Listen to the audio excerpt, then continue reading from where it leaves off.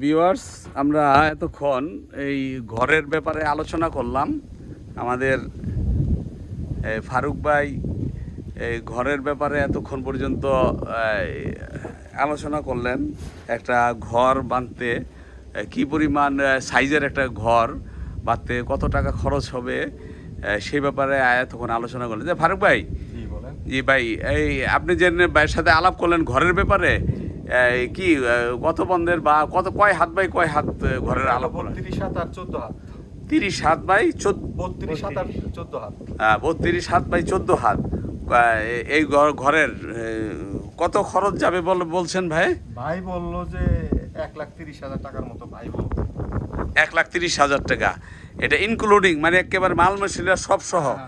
মানে আপনি এই 32 হাত বাই কত 14 হাত, 14 হাত বাই 32 হাত আপনি ঘরটা শুধু বুঝা নিবেন, আর তাকে 1,30,000 টাকা দিবেন। সে বলছে এখন আমি তার সাথে ফাইনাল, মানে সেটাই আর কি, হয়তো কম বেশ হবে। ঠিক আছে, সে চাইছে একটু কম হইতে পারে। ঠিক আছে, ঠিক আছে, এই পর্যন্ত। এটা কি থাকার ঘর নাকি ফার্ম? গরুর ঘর। সাইডে কি হবে? নেট 2 ফুট তারের নেট আর কি। 2 ফুট পরিমাণ নিচে থেকে টিন হবে। 2 ফুট পরিমাণ নিচে থেকে। তারপরে হবে আপনার 4 ফুট নেট। 4 foot net. তারপরে উপর আবার টিনের একটা হবে। ভাই একটু এই সাইডে আসতেন, একটু আসেন, একটু আপনার কথা বলি, একটু আসেন দেখি। আহেন না, একটু এই সাইডে, ওটার উপরে একটু হবে, আসেন দেখি। আচ্ছা বসেন দেখি ভাই। এখন ভাই ফারুক ভাই, যে আপনার সাথে কথা বললেন ঘরের ব্যাপারে, এখন দেখা যায় যে একটু পানি আছে আর কিছু, শীতের আগেই আমি জানি যে চর মাপাই হবে।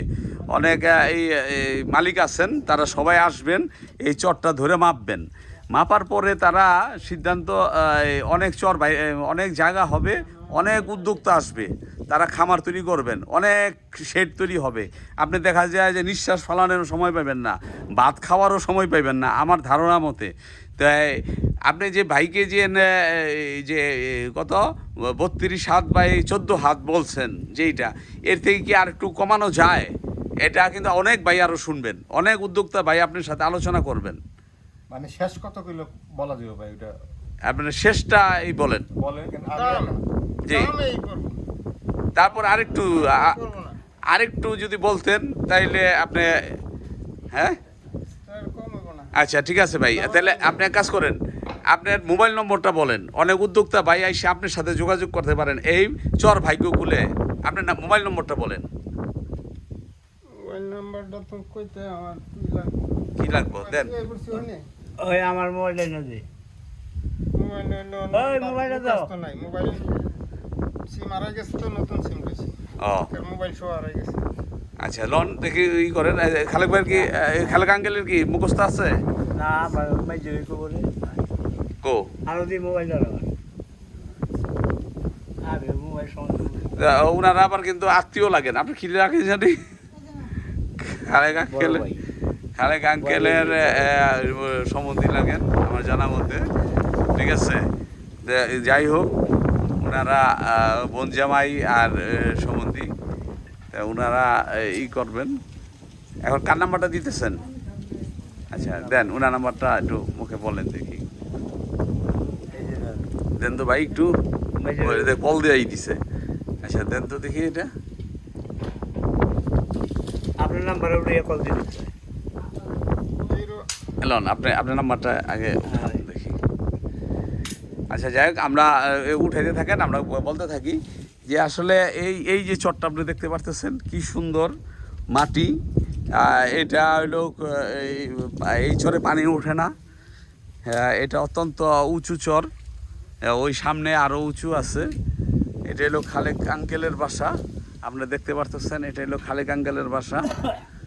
ঠিক আছে, এখানে তিনি এই চরেই বসবাস করেন। উনি হলেন মোটামুটি এই এলাকায় সর্বপ্রথম বসত করছেন।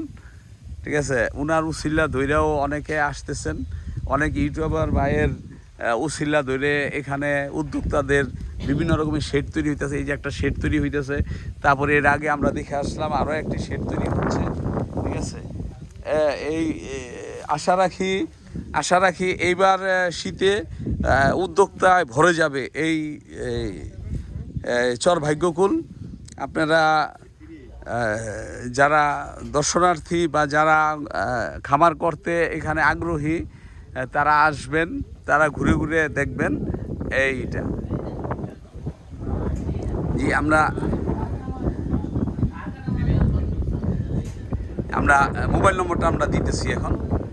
জি জি, ভাইয়ের মোবাইল নম্বরটা কি একটু বলেন দেখি। 01749389893 9893। আচ্ছা, ভাইয়ের নামটা কি একটু বলবেন? মোহাম্মদ আবু সাইদ।